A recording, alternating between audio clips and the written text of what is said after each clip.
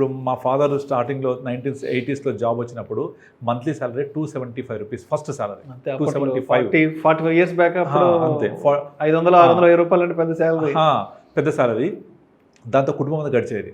అది కాస్త 90sకి వచ్చేప్పటికి అది థౌజండ్స్కి వెళ్ళిపోయింది. ఆ 2000స్కి వచ్చేప్పటికి 10,000స్కి వెళ్ళిపోయింది. ఇవాళ ల్యాక్స్కి వెళ్ళిపోయింది అది. కాకపోతే మీరు గమనించాలంటే ఈ లాస్ట్ 1 decade ముఖ్యంగా ఈ గడిచిన 10 సంవత్సరాలలో 2014-15 నుంచి ముఖ్యంగా 10 నుంచి అని చెప్పొచ్చు, 10-12 నుంచి అని చెప్పొచ్చు, 2012 ఆ టైం నుంచి ఈ ఇంక్రీజింగ్ స్పీడ్ ఏదైతే ఉందో పేస్ అది చాలా ఫాస్ట్ అయిపోయింది.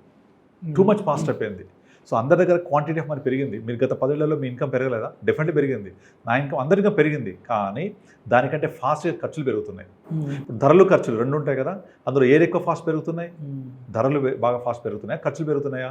ఖర్చులు ఫాస్ట్ పెరుగుతాయి. ధరలు అనేవి దాని పాటికని 6% ఇన్ఫ్లేషన్లో పెరుగుతూ ఉంటుంది. 6% ఆఫ్ ఇన్ఫ్లేషన్.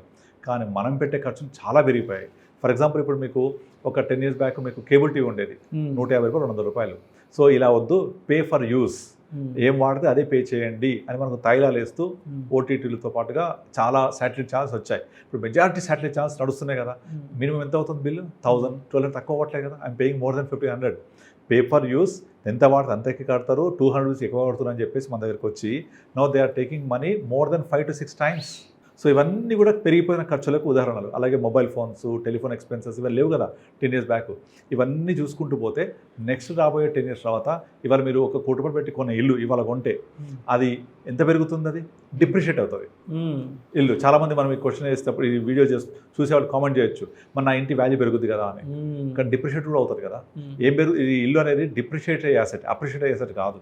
ఇప్పుడు మీరు ఫర్ ఎగ్జాంపుల్ ఒక 3 years బ్యాక్ కట్టిన ఇల్లు, కరెంట్ కన్స్ట్రక్ట్ అవుతున్న ఇల్లు చూస్తే ప్రైస్ డిఫరెన్స్ కనీసం ఒక 30% డిఫరెన్స్ ఉంటుంది. ప్రైస్ కొత్త కట్టే బ్రాండ్ న్యూ ఇంటికి ఎక్కువ ధర ఉంటుంది. వాళ్ళు ప్రైస్ ఇన్ఫ్లేట్ చేసేస్తారు. అదే సేమ్ లాంటి ఇల్లు డిట్టో ఒక 3 years బ్యాక్ కట్టేసి ఉంటే దాని ప్రైస్ మీకు 30% తక్కువ దొరుకుతుంది. అంటే డిప్రిషన్ అయితే ఉంటాయి కదా. సో ఎప్పుడు కూడా బ్రాండ్ న్యూకి కొత్త దానికి ఎక్కువ ప్రైస్ ఉంటుంది, ఎక్కువ విలువ ఉంటుంది. అండ్ నెంబర్ 2, మీరు ఇవాళ కనుక ఇల్లు కొనాలి నేను అనుకొని జమ చేసుకుంటూ పోతే ఎవ్రీ 5 yearsకి దాని రేట్స్ అన్నీ కూడా పెరిగిపోతున్నాయి కదా.